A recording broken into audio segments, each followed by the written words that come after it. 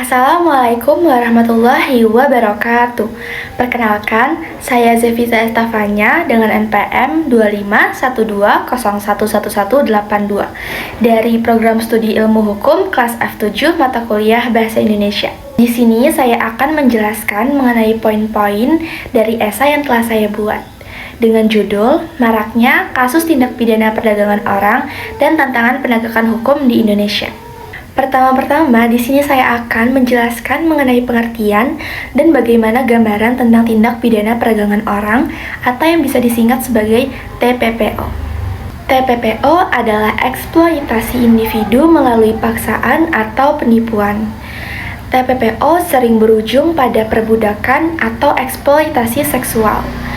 Penegakan hukum sudah ada, tapi masih tidak konsisten dan banyak kendalanya. TPPO berdampak secara fisik, psikologis, sosial, dan ekonomi. Data korban tahun 2015 sampai 2019 tercatat sebanyak 2.648 korban. Perempuan paling rentan sebanyak 2.047 perempuan dewasa dan 272 anak perempuan. TPPO memiliki dimensi gender yang kuat, sehingga butuh pendekatan khusus. Faktor penyebab dari TPPO adalah yang pertama, ada faktor ekonomi, faktor dominan, atau kemiskinan tawaran kerja palsu. Yang kedua, perempuan dan anak dijual ke kota-kota di Indonesia atau ke luar negeri. Ketiga, kejahatan bersifat lintas negara, terorganisir dan kompleks. Keempat, mengancam stabilitas sosial dan melemahkan hukum. Selanjutnya, ada tantangan penegakan hukum. Penegakan hukum tidak konsisten. Pengawasan lemah, terutama di daerah perbatasan. Minim pemahaman hukum di masyarakat. Modus kejahatan makin berkembang terutama melalui dunia digital. Upaya penanganan dan pencegahan dari TPPO. Yang pertama, fokus pada pencegahan dan koordinasi lintas instansi. Kedua, keterlibatan aparat, Pemda, masyarakat, platform digital, dan perusahaan, tenaga kerja. Ketiga, ada pengawasan wilayah perbatasan dan ruang digital harus diperketat. Keempat, sistem penanganan harus cepat, terkoordinasi, dan mampu mendeteksi modus baru. Selanjutnya ada peran setiap pihak. Yang pertama ada aparat, penyelidikan, penangkapan, dan proses hukum cepat.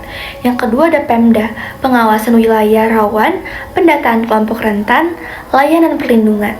Ketiga ada perusahaan penyaluran tenaga kerja, wajib transparan agar tidak menjadi celah dari TPPO.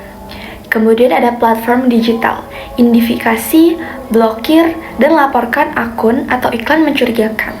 Selanjutnya ada lembaga pendampingan korban, bantuan hukum, psikologis, dan sosial.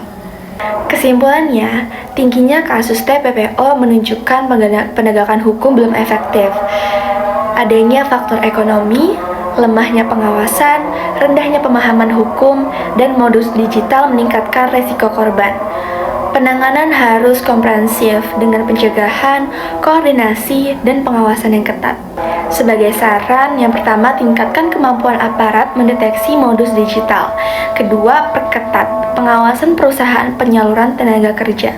Ketiga, perkuat kerjasama dengan platform digital untuk menghentikan perekrutan ilegal. Selanjutnya, perbaiki pendataan kelompok rentan oleh pemerintah daerah, edukasi masyarakat tentang hukum dan ciri TPPO. Pastikan korban mendapatkan perlindungan hukum dan psikososial.